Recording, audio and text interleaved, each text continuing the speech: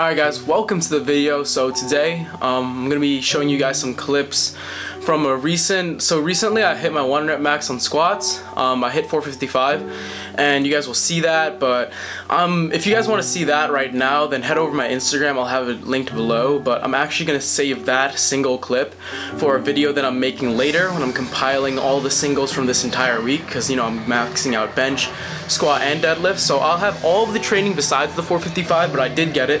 It was pretty fucking solid, to be honest with you. It was really awesome. But for this specific training vlog, sort of, in terms of the content that's there, in terms of the lifting, you guys are going to be seeing all of my singles that I used warming up to 455, including this 415 single, which was so easy. It was like an RPE 6.5.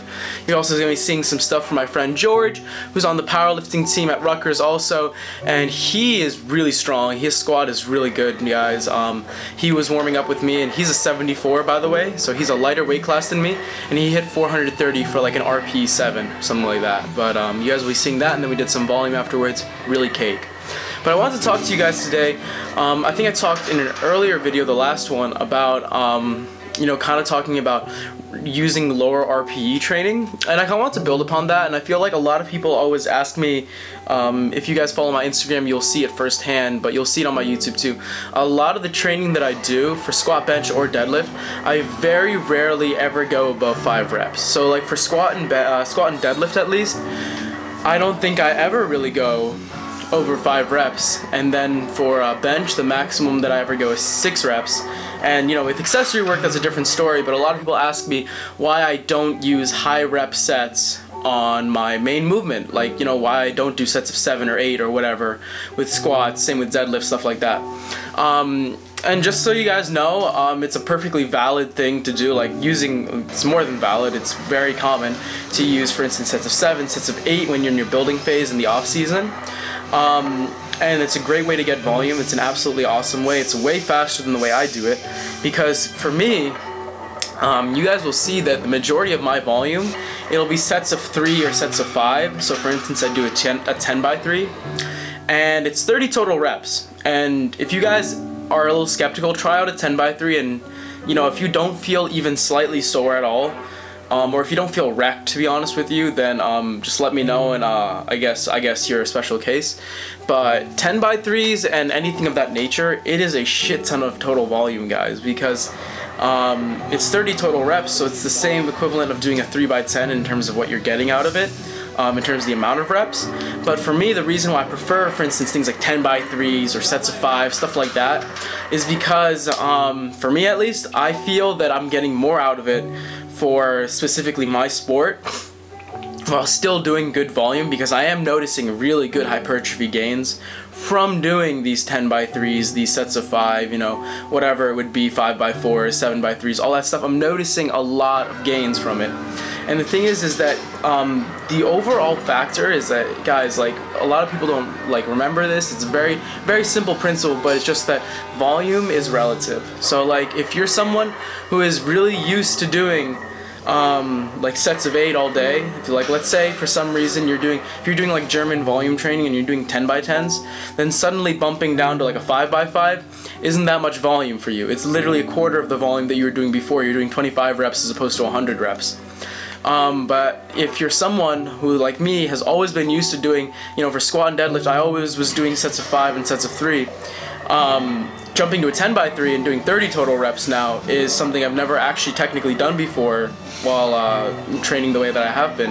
And for me, that's a volume increase. And for me, it's been showing incredibly good gains. And I will always probably prefer lower rep sets, because I feel like there's less room for there's less reps basically for me to mess anything up in terms of technique.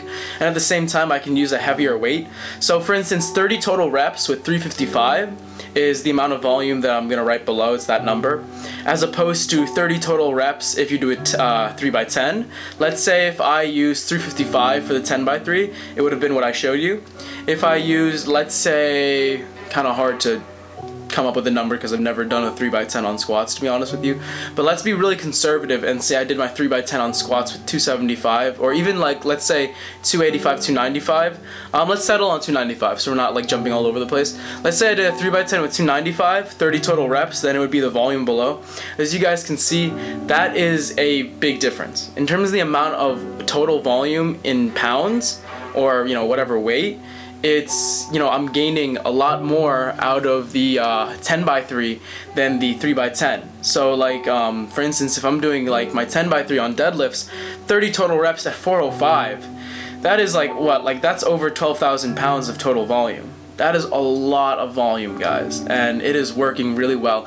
And the most important thing is that if I'm gonna do low rep sets, like sets of 3s for volume, then I have to make sure, like I said in the past video, that I'm using a relatively low RPE, because it's really easy to take sets of 3 and accidentally use too much weight and basically make it a high intensity movement. The idea is you want it to be like, you want every single rep in my 10x3, I want it to be really easy. Like the individual rep, I want it to be something that I can count on, and I can use the 10x3 to achieve a higher technical mastery on the lift. But at the exact same time, I'm still thinking about it as volume. I'm thinking about it as some way to accumulate more volume, and as the weeks go by, I'm adding incrementally more weight so that I am progressing in it.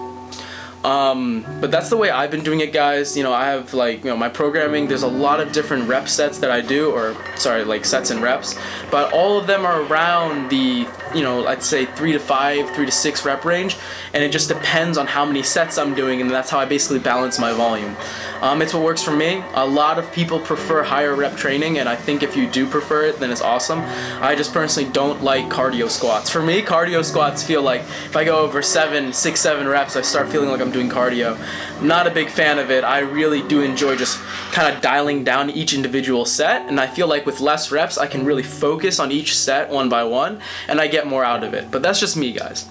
So I just wanted to talk about that with you guys, kind of give you some thoughts, because low rep versus high rep training, I don't think one of them exactly is better than the other if you're talking about building volume in your off season. Obviously when you're peaking, you want to be using higher intensity, higher weight, probably going to be doing triples, doubles, singles. But at least for the off season, I think it's very valid to do low rep training as long as you're doing a lot of sets, because then you'll still accumulate volume, and as long as those individual sets you're keeping the RPE relatively low, you're not like treating it like an intensity block. It's not like you're focusing on high RPE stuff, you're still focusing on very manageable RPEs, you're achieving a higher technical mastery. So I think in terms of the overall goals and objectives, I think you're still objectively reaching the same place, you're still laying the foundation, and you're still making a ton of gains. So that's all I want to talk about, guys. I want to just sort of give you the scoop of why I'm doing what I'm doing, so to speak, sort of why I'm training the way I am. Let me know what you guys think. I know that I'm sure some of you are, I'm sure some of you also enjoy low rep training. I'm sure a lot of you also prefer, though, higher rep training. So just let me know what you guys think. If you guys gained anything from it, then that would be really cool. If you have any questions, let me know. But other than that, that's the end of this video, guys. Probably next video I'm going to be doing is like when I compile all my PRs for this week into one video. It's going to be nice. I'm going to basically be reflecting on this entire year, about a year of powerlifting now. So I'm really excited for that, guys. It's going to be a few more days to come out with that, just because of the fact that I still have to actually hit each PR. I'm not doing it like a mock meet because I don't want to change my training up. I wanted to basically treat every single PR and just replace the singles that would otherwise be doing at RPE 8 with RPE like 9, 9.5, whatever. Like basically maximal singles. So that's more or less the plan, guys. Thank you so much for watching. Stay tuned for that next video, and I'll see you guys later. Peace out.